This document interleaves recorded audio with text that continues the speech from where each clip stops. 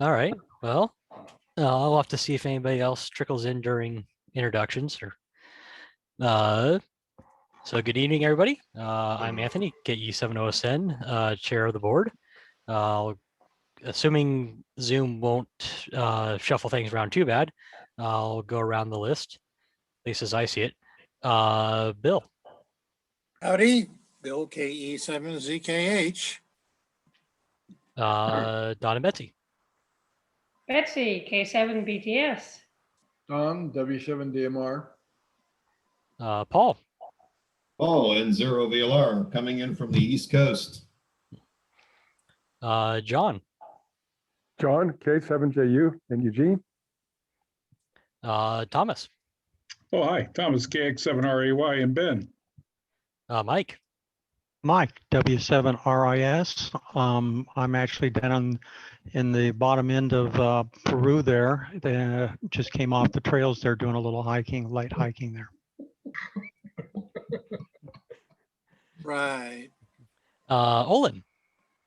Olin, WA7YXY, Corvallis. Annalise. I'm Anna McDermott, and I am NH6Z in sunny metropolitan Lebanon. Ted. W7RTM, Ted, in Paloma. Can't get my tongue, my teeth. Tyler. Tyler, WB7DD in Corvallis. And just in time, Drew. Drew Terrell, W3HES, South Albany. It's one thing if you fumble the call sign, but fumble your name. It's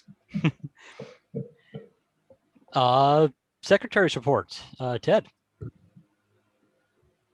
So Thursday, I believe I sent out the minutes. If anybody had an opportunity to read them, if you have comments, updates, modifications, or inaccuracies, let me know. W7RTM@ARRL.net, and I will make those edits as needed.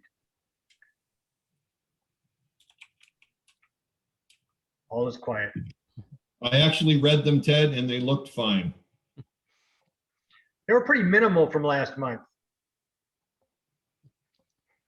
These meetings have kind of tended to do that.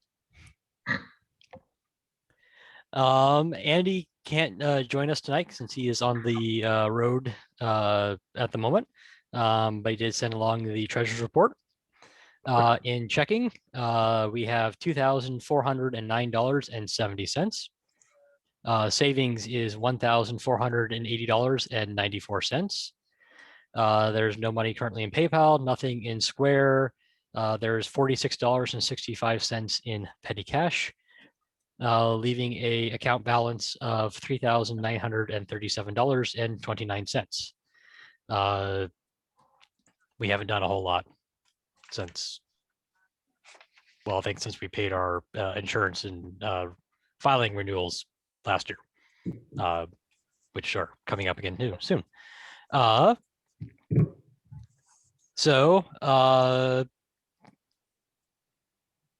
Trustees report. Last I heard, there hasn't been a whole lot of change to the system since the last time we met. If there's any things to report or pass on to Chris, let us know and we can do that. Otherwise, the system appears to be operating at the same capacity it has been for several months. I believe there's several things that are awaiting. There's at least one or two sites that are awaiting some fairly substantial rebuilds post-fire, but other than that, not a whole lot else. Old business. Let's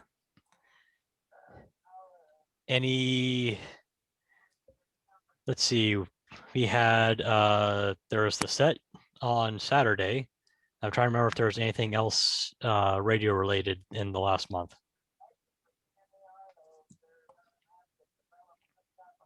I'm sure there was some contest somewhere, but yeah, there was the CQWPX and the ARRL SSBDX in March. The Aries Mary's Peak repeater is still offline. What happened to that, Don? Winter. Water in the antenna and or feed line, and too much snow to get up there with anything that you don't carry on your back. Hmm. So we're waiting for a little more snow to melt. Hopefully with the weather we've been having, that won't take too long, but Yeah. also hopefully we'll get something else to replace that snow with some more moisture. It's been, Yeah. Yeah, rain might actually melt the snow faster than sunshine if we actually get rain. It doesn't snow up there. We did hike up and confirm that it's not broken. It's not like the antenna broke off or something, but the SWR is awful. You put 30 watts into it and you get about 25 watts back. No bueno. Yeah. so Don, I can report for the set that I did have a pretty good clear comms with Bonnie in Polk County in the was it the about the 200 hertz voice band. 200 hertz. 2 kilo, maybe 1 to 2 kilohertz. Somewhere in there, yeah. She was also in the first aid CPR class on the other end of the room. Yeah. Though I think the Polk County Aries did set up in their combulance or whatever they call that at the Polk County shops, but they were on the other side of the parking lot. Yeah, we talked to them We talked a couple times. I did talk to Yamhill, Polk, Marion, and Lynn on 2 meter. And Joe drove up to the parking lot of Mary's Peak and talked to a lot of people. He was up too high. He found that any frequency he listened on, there were multiple stations trying to do things that he could hear from up there. They couldn't hear each other, but he could hear a lot of stuff. I believe Yamhill was, Polk County was going to try and set up a tactical link with the mesh network. I have no idea how that turned out. I didn't ask him how they went because we were knee deep in the so Mark Cooperrider was hosting the first aid CPR class, which means that he took the basic first aid CPR class and then added SAR related stuff on top of it. So even like forgoing a lot of the like hands-on stuff due to COVID restrictions, it meant that there was a lot more lecture, and in a vague attempt to try and get through it reasonably quickly, we forgave basically all the breaks, which turned it into like only a 9.5 hour class. So, but yeah, they were just on the other side of the parking lot, so should have gone out and snuck away for a little bit to ask them, but next time. Any other old business from before? All right, new business and upcoming events. So if you haven't been following your calendar and your emails and whatnot, 7QP is in what? May 1st. Yeah, that's was that 13 days? No, Close 12 enough. days, something like that. Less than 2 weeks. Yeah. So if you haven't made your plans yet, this would be a good time to consider that. So keep that in mind as you get ready and decide how you want to run your radios and everything. I think we have a decently sized contingent that's planning to go out to Walton. I think we have six or seven head count that's planning on heading out there. So, and then the WSMPRA call sign will, in theory, for those in Benton County, that's all yours. And we'll have to We I guess gonna we should- use yours? I guess we should probably pick one so we can actually register as the county lines to get on the list before the day of. So OSN is good for me. sure. You do that. Why not? There's enough of the guy people there. Why not just use the club call sign? I was hoping to leave it open for if anybody else was going to use it back in Well, town. do we have anybody else that plans on doing a club organized stuff? I hadn't seen anything coming across the reflectors. When I signed up for Benton County, I was the only call that was listed at the time. I don't know who else in Benton County is going to be operating. I did. So, Olin, do you plan on just using your own call sign there? Yeah, I'm registering for the club, yeah. You know, type it in the club thing. I really wanted to go down to Willamette Park and set up on the river and operate 2 counties, Lynn and Benton, but I was told that if I was gonna operate from home, I can't do that, so I'd have to find another call to use. So I'm just gonna stay here then. Stay Okay. safe. Well, then, sounds like W7PRA is good to go up to the Ochoco's. What do you think? Can you give me the date again? May 1st. 1st of May May, 1st. 6 Oh. a.m. PDT till midnight PDT. Yeah, it's an early start. Yeah, it's a day trip for me, but at 6 a.m. probably not. Yeah. Well, we're going up there on Thursday, at least Anthony and I am. Yeah, I got to remember what the spaces are. I've only fished the lake and that's about it. But I have a travel trailer. So anyway, there is, it's a very wide open parking lot. And so I scouted it out a couple weeks ago. I think Bill, you were there shortly after me. Yeah. I mean, it's plenty wide, plenty of space if you want to come out. There's more than enough room to set up. I think we're more concerned about limitations on how far apart stations can be versus how tightly we'd have to pack in. The big thing is the 500-foot distance from the county line that restricts us. There's plenty of room in the parking area to park dozens of RVs. But to get within the 500-foot radius of the county line, we have to all congregate up at the north end, up near the warming hut. Yeah, the line goes just behind that lake there. Yeah. Is the cutoff line. And I can confirm, and others on this call can confirm with me that you stay on the paved roads to get there. Yes. That was almost as funny as getting lost on the dirt road. yeah. The last time I was up there with my trailer, I went past there to a place called Deep Creek and I had a blowout of my trailer tire in the middle of nowhere. Ouch. Yeah, I got a lot of history up there. We drove from the east coming on Highway 26, and we had put that location in our GPS. And you should have seen some of the routes it tried to make us drive on. Because the roads that have the same name in different places, and it thought they were the same road. Yeah. Crazy. Yeah, Mike, I saw you laughing on that one. And Anthony. Can you imagine that there were about 30,000 or so people up at Big Summit Prairie, not that far away from there back in 2017, around the time of the eclipse? Yep. That's a huge prairie out there, and it would be absolutely mind-boggling to see that number of people occupying that huge space. Yeah. Oh, well.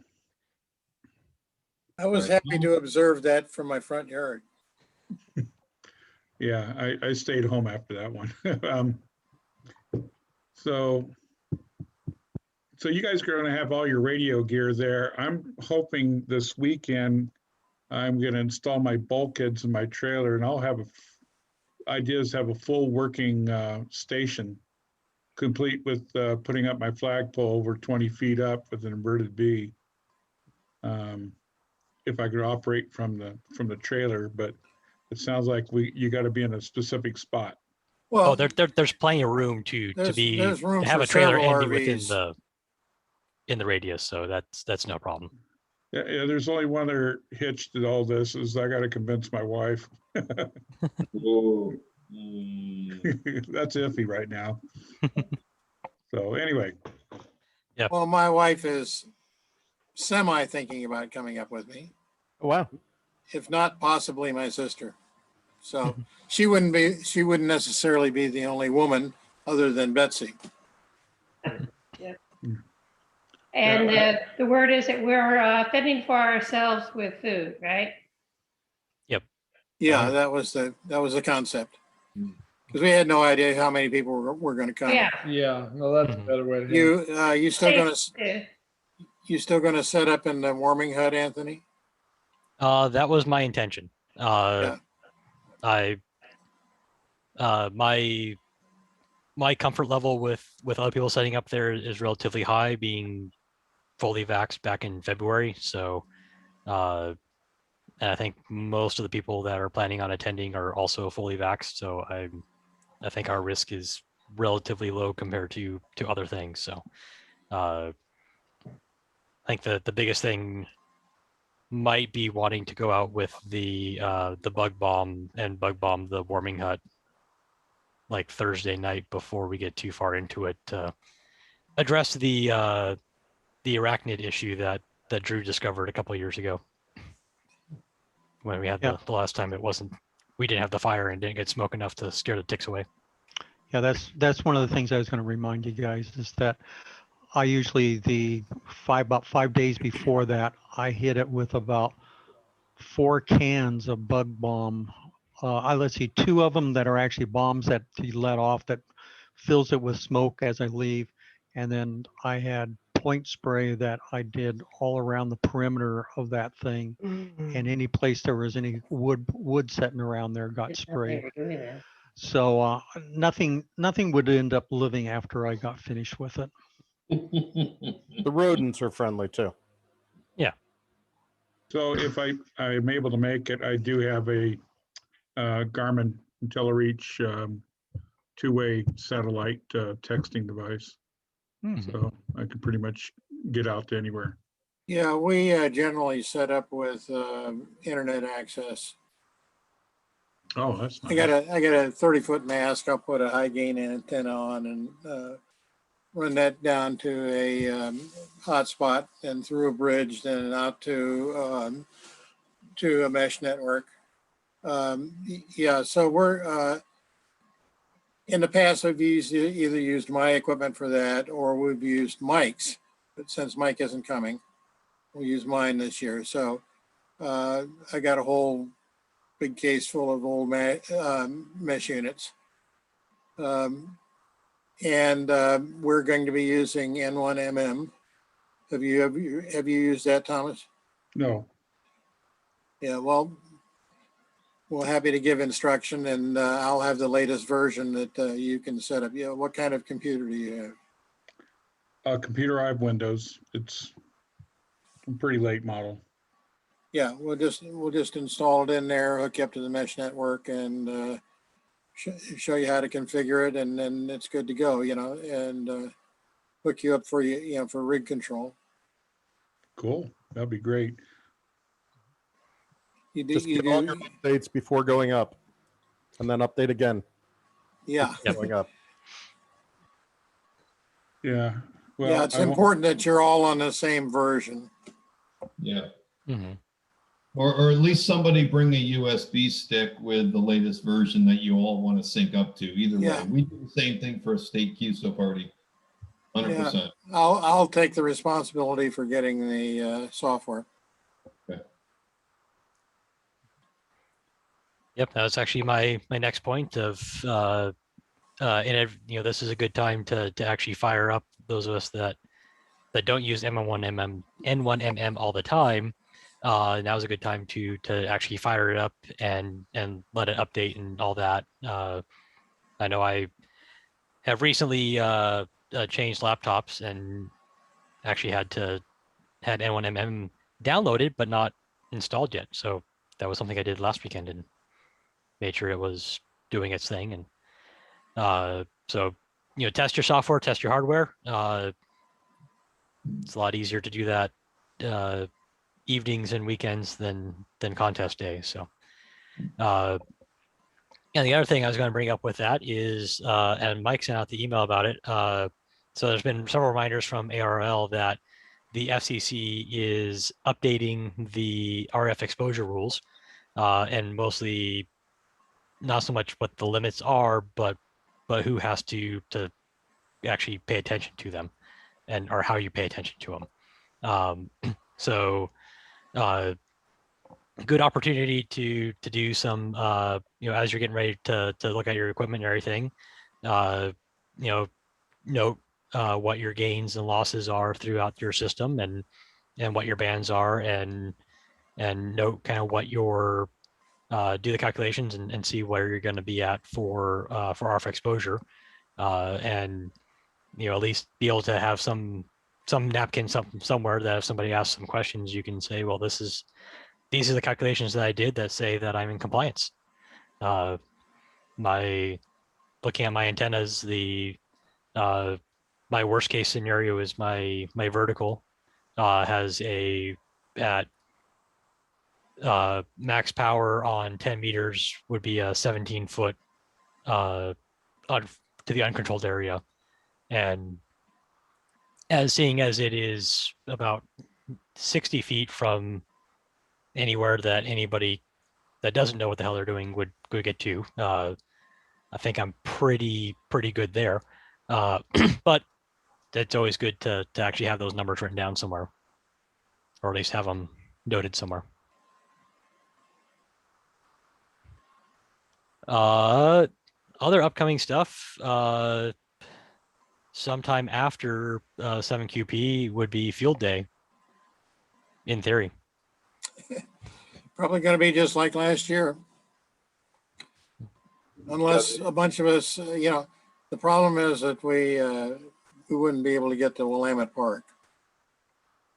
So if a bunch of us want to get together like we did at 7QP, we would have to find some place to go. Yeah, if we want to be a club though, under the rules, we'd all have to be within the same county, I believe. No, the same county is within 7QP rules. You don't necessarily have to be in the same county for the field day. Yeah. We could have the expedition using PRA call sign, and then separately the aggregate is scored. So there's two different scores. So anybody else in the club, no matter where they are, can add to the aggregate score, and that doesn't affect the score that the regular field day expedition would have. What about for 7QP? Since you guys are going up there, there's no sense in me turning my score in for it. No, you just don't report it as being part of W7PRA. Okay. Just use your own call sign, and you're you and we're us. All righty. And good times will be had by all. Yeah. On a small note, I won the Western PA section for the for the 7QP last year. Okay, but golf clap. Okay, all three of us, and I came in on top. Okay. You, yourself, and I, Yes, or whatever the. yes, yeah. Somebody got my call sign wrong. That was number 2. Yeah. Anyway, congratulations on that. Actually, this last month with the CQ Worldwide contest, I didn't get any awards, but I worked a little harder at it. And actually, the propagation wasn't too bad. I did not get any. Usually I get some new entity as far as some new country. I did not in that contest get any. Shortly after that contest, I picked up two new entities, but not during the contest. But actually, I got the highest score I've ever had, and it actually worked out very smoothly. Had a really fun time working with lots of people from all over the world. Very nice contest. Personal best. Here's the Per- personal best, Mike. Personal Awesome. best. Yep. Excellent. Yeah. Any other upcoming events? So I know the Dayton count. is canceled. Sorry, Yep. Dayton is canceled. There's nothing to report there. That's in May, or it was in May. Yeah, I think our next shot at something is possibly Swaptoberfest, which I I think went the to last. my first Hamfest last Sunday, masks on and whatever, and it was fairly well attended, but it was small, much like any local Hamfest would be. Around here, it's a little bit different than out west, but nonetheless, yeah, we're making a stab at it. Yep, I know like the sculpture race in Corvallis, is kind of waiting. So I know the Benton County Fair is going to make a call sometime late May, go no go on the fair, and then the sculpture race is following that. Cautiously optimistic that that might be something that gets to happen, but at this point, a little too early to call. The Pacific Northwest QRP group announced that they are going to be still holding Salmon Con, and that's up in North Bend, Washington. And it's usually like the weekend after the 4th of July, somewhere in there. So it'll be in mid-July, if anybody's interested in that. There are quite a few really smart people up there. Tapper hasn't decided whether they're going to do DCC live this year, but it's under consideration, and that'll be in Charlotte, North Carolina, for people that are interested in that sort of thing. And the other one, big one that I know of that's, well, not necessarily big, the one interesting one coming up is the Northwest APRS group also gets together at the same place in North Bend that the Salmon Con people do. And that's usually right after Labor Day in September. I think the plan is that they're still going to have that, but I haven't heard anything that's solid up there yet. The stuff up in North Bend is at Valley Camp. It's a campground, so all the presentations have traditionally been outside anyway, so they're not quite, it's pretty easy to social distance, and with those, the vaccination rate should be up. So anyway, those are the ones that I know of that are coming up that are pretty exciting. I've actually been to the one up in North Bend for the digital focus group, and it's a great diversion from normal voice and CW if you haven't attended before. It's a great take-in with a lot of different very talented speakers.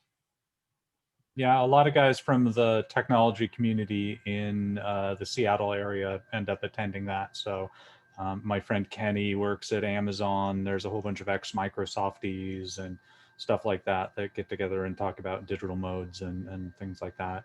I'm not sure if the speakers are all good because I've spoken there before. So, they can't be all good. And you do a very good job of it. So another thing along this same line is that this last month, and I probably should have advertised it, but there were several really good classes, online classes given on antenna design. There was another summit on contesting and DXing. So being that we haven't been able to get together, the online community has really come together on putting together some really high class really quality online programs out there.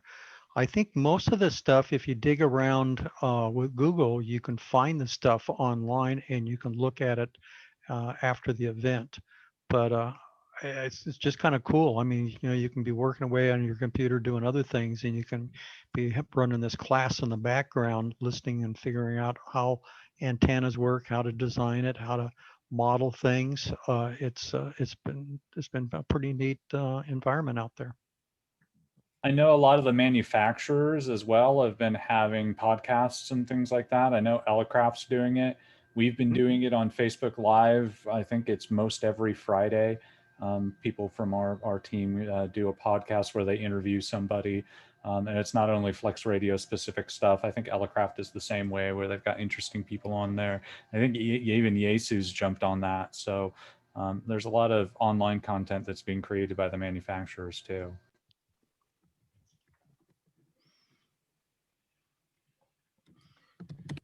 No So- excuse to be bored. Yeah, so much closer to me, in fact, probably inexcusably 40 miles from where I live, is Tim Duffy, K3LR. He's got a super contest station. And he has also now been named DX Engineering CEO. And so he offers, and I can't find it real quickly, so I apologize, but he offers virtual and in-person, it's up to him, right? In-person tours of his superstation. So, and he's right up here in Sharon, PA, which is about a county and a half away from where I am. Looking to get my my contesting team up there to take a look at his setup, even though we do portable every year. But yeah, that might be something you want to check into if you're into multi operating. So if you get there, you would take pictures to share with us, right? Absolutely. I hear it's all paved roads to his house. Just send it to PayPal, okay? Just anything that yeah, just send it to paypal.com, okay? I need a second income stream, you know what I mean?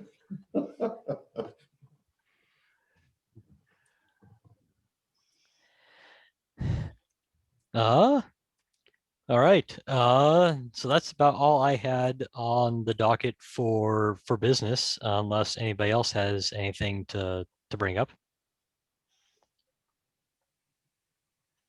I know with, go ahead. Oh, I'm just saying, if this is an open forum here, I picked up a Heathkit SB 220 boat anchor of a amplifier with some upgrades to it. And it took two of us to get it in the house, but it is now on my desk, and I'm excited and freaked out at the same time, because I don't know, am I going to blow up my station, or am I going is it going to work? So it was unfortunately from a silent key whose widow really needed the money. I wasn't in the market, but I bought it. Does anybody have experience with these old amplifiers? There's tons of people that have lots of experience out there. You need to do some fishing around for it. There is a really good, strong community for the Heathkit amps for aftermarket kits, details on how to rebuild those things, getting face plates, brand new face plates and cases that are all freshly painted, make them look brand new. There's one of the, if it's an old original one, probably one of the first things you're going to want to do is replace the transformer in it. It's an expensive process, but it'll give you a lot of life. There are guys that I talk with every day that are still using the Heathkit line of amps. They are really a remarkable amp that has lived well on past their useful life because they were such a good amp. And how they got rebuilt. Man, in fact, a lot of that same technology that's in that is also in that ALA 80 or 811 and 811H. A lot of the same kind of technology you'll find in those newer amplifiers that came out of the Heathkit guys. So they're good amps. Don't throw it away. I mean, you're going to have to put a little money in it if you want to rebuild it, but it's a good guy. I couldn't throw it away if I wanted to go in for a hernia operation after that. But no, it got rebuilt in 2006. And so I got documentation on it. It was originally out of a club station for the University of Michigan. Mhm. So, Well, it's speaking as somebody that just upgraded their power level, you'll find all the other problems in your station once you start transmitting at higher power levels. So yeah, all the RFI points will suddenly start to rear Hello. everything else. all right. Well, I got a little work ahead of me. It's fun. Nice. Yeah, the real trick is just set up that little like that blast wall or something like that in the backyard on a little dolly, so you can dolly the amplifier out and light it up and make sure you direct any explosions upwards rather than outwards when you first fire it up. Now, where is it that you live? No, I'm joking. Yeah. Middle of nowhere. Yeah, Anthony's would be an ideal test location. If it was rebuilt in 2006, you probably have new capacitors, but if they didn't do that, you definitely want to look up that stuff before you power it up the first time. Yeah, I've had some of you know John Gulick, and I just had him review all my documentation on that, and because he's doing some sort of homebrew version himself, and so we're working on it. At least I'm not alone there. I do have some help on this. All right. So Anyway. Thomas, are you out there in the Bend area? Oh yes, most definitely. I'm on the east side of Bend. So there's about three hams out in that area there that have rebuilt those things, that have intimate knowledge of those guys. I'll have to look them up. I don't Actually, Redmond, Crooked River Ranch, another guy down there in Bend. Yeah, I'll have to look them up. I don't really hang out on Hydark much anymore, but Yep. There's still a bunch of folks around there. So anyway, thanks for the suggestions and all that. It was kind of a new journey for me. Good luck. Yeah. Yeah, my neighbors tend to have some creative ways of combating the rodents, the ground rodents in the area. I've at the rate they continue to try and go after said rodents, I don't think they're very good at it.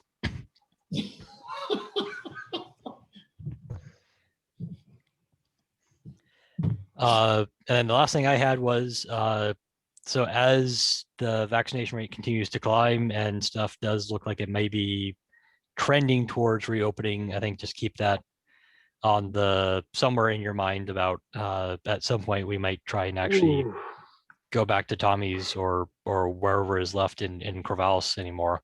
I think that's still a ways out yet, but something on the horizon as a possible return to some sort of normality or whatever normality is on the other side. Will you guys keep the Zoom going for some of us who don't want to drive? That is my intention.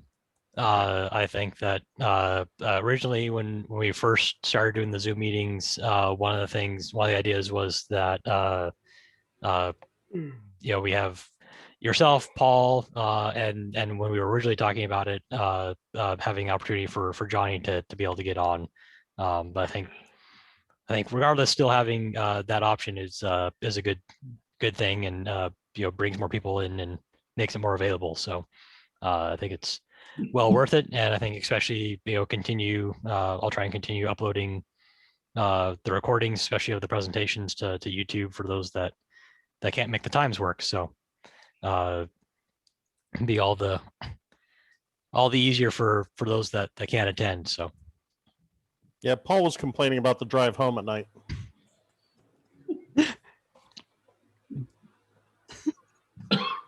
Thank you, Drew. That was mid-sip. Hey. That was perfect execution. Especially after that second container of wine. I was hoping for a spit take, but you know. Third, Mike, I slipped one underneath you. Yeah. Yes. It's a little late here, but I'm hanging in there. Yep. Time for your nightcap.